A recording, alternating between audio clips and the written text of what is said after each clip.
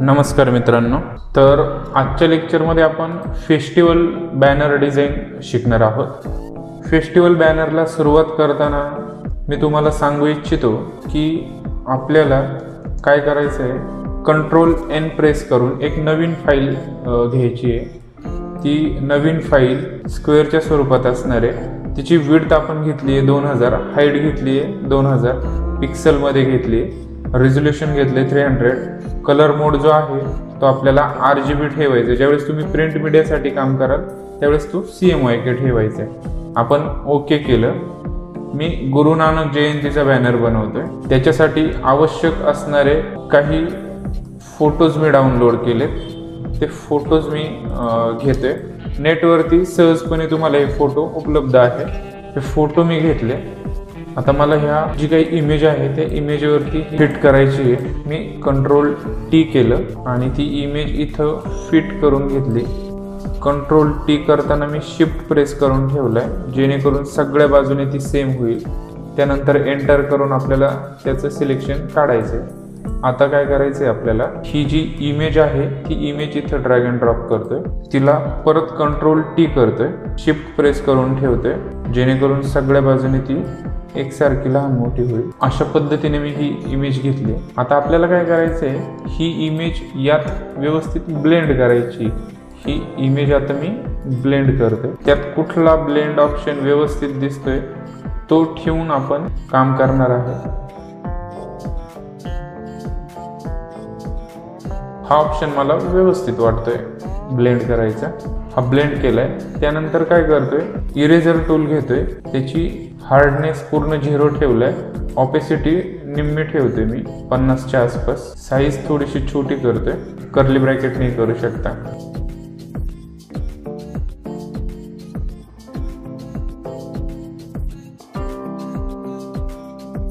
अशा पद्धतीने मी ती इमेज इरेज करून घेतली। आता आपल्याला काय करायचंय, थोडीशी त्याची ऑपेसिटी कमी करायची आहे, जिथं ऑपेसिटी व्यवस्थित वाटेल अशा पद्धतीने आपल्याला ते सेट करायचं आहे। आता जो फोटो आहे तो फोटो आपल्याला इथे घ्यायचा आहे। हा फोटो Ctrl+T करतोय मी फोटोला, अशा पद्धतीने मी त्याला सेट करतोय। त्यानंतर परत एकदा इरेजर टूलचा वापर करून त्याला इरेज करतोय। तुम्ही त्याला कटिंगही करू शकता, मी त्याला इरेज करतोय।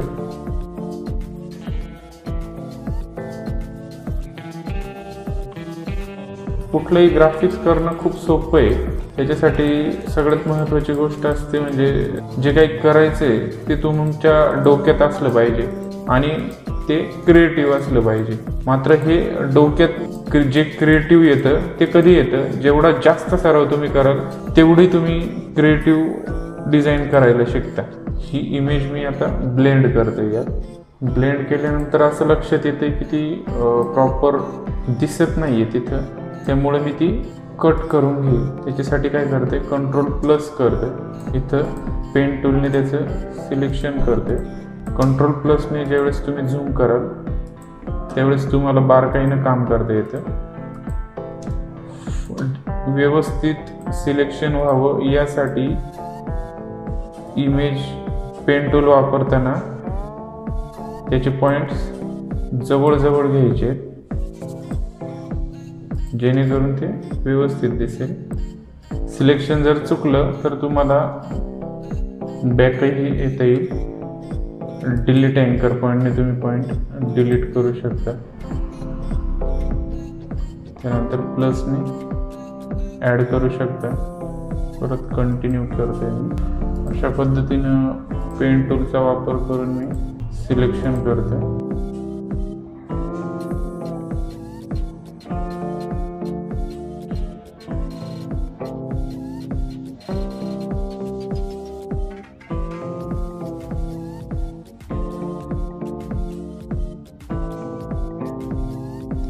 जिथे समजणार नाही तिथे परत झूम आउट करायचं आहे तुम्हाला।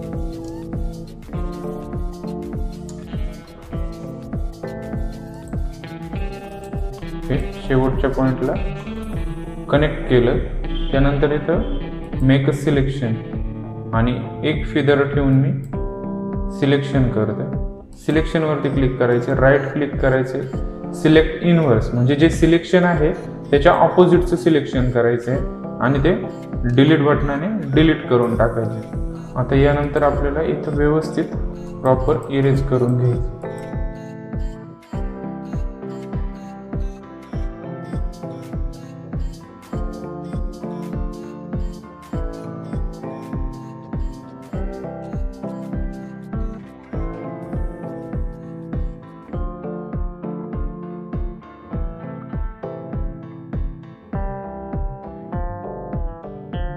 ही फाईल मी डाउनलोड केलेली आहे. या फाईलवरती जाऊन तुम्हाला काय करायचं आहे, इमेज ही बिटमॅप फाईल आहे, ही लगेच हिचा मोड ही इंडेक्स फाईल आहे.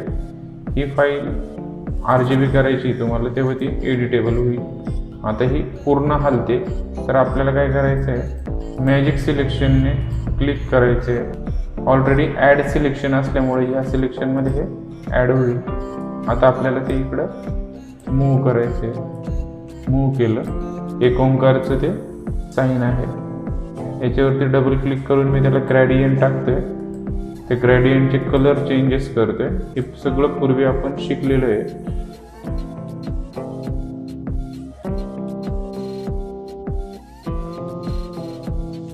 अशा पद्धतीने आपण हे तयार केलंय. त्यानंतर काही लाईट्स मी घेतोय. ही लाईट्स मी इथं वापरतो. इथे ग्रुपमध्ये इमेज येते, इथली लाईट घेते फक्त. इथे लाईट आहे, ह्या लेयरच्या पाठीमागे वापरायची मला. ती Ctrl+T केली, मोठी करून घेतोय. त्याची आणखी एक डुप्लिकेट केली जेणेकरून ते अजून व्यवस्थित दिसेल. परत एक Ctrl+G केली, ती इमेज मी याच्या पाठीमागे वापरते. आणखी एक इमेज त्याची डुप्लिकेट केली, ती इमेज मला ह्या मंदिराच्या पाठीमागे वापरायची आहे. त्यामुळे मी ती मंदिराच्या लेयरच्या खालच्या बाजूने घेते. तर एक गोष्ट लक्षात येते की हा फोटो इथं प्रॉपर मॅच होत नाही आहे. त्यामुळं मी तो फोटो हाईड करतोय आणि फक्त हे नाव इथं ठेवतोय.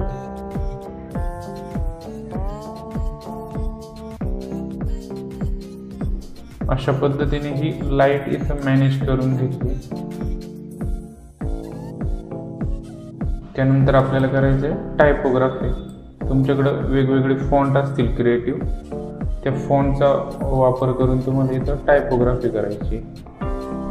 फॉन्टची साईज इथनं तुम्ही वाढवू शकता.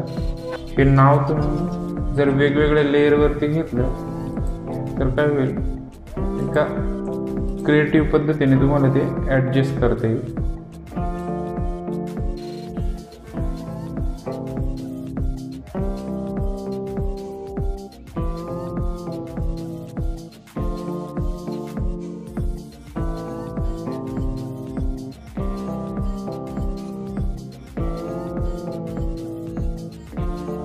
अशा पद्धतीने हे तिन्ही लेअर मी एकत्र करतोय. त्याला रेस्टराइज टाईप करतोय. त्यानंतर त्याला मर्ज लेअर करतोय. मर्ज लेअर करतून मी परत त्याला कन्वर्ट टू स्मार्ट ऑब्जेक्ट, म्हणजे ते रिझोल्युशन सुटणार नाही त्याचं. अशा पद्धतीने तुम्ही टायपोग्राफी करू शकता. तिला वेगवेगळे कलर ओव्हरले करू शकता किंवा ग्रॅडियंट ओव्हरले करू शकता. ग्रॅडियंटमध्ये तुम्ही कस्टमायझेशन करू शकता. ग्रेडियंट टाकल्यानंतर मी त्याला ड्रॉप शॅडो करतोय जेणेकरून ते नाव व्यवस्थित ठसठशीत दिसावं. ऑपेसिटी पूर्ण करतोय आणि त्या ग्रेडियंटचा कलर चेंज करतोय.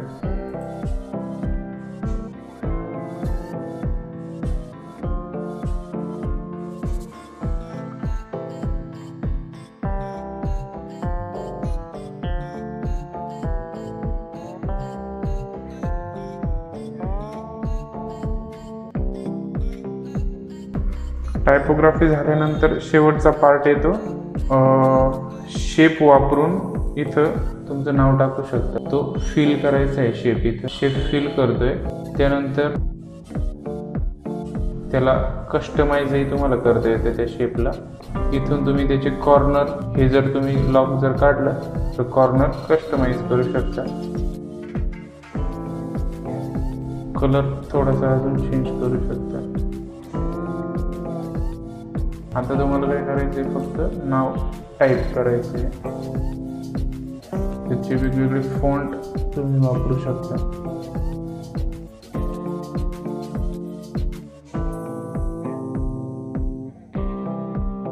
कलर तुम्हाला चेंज कर.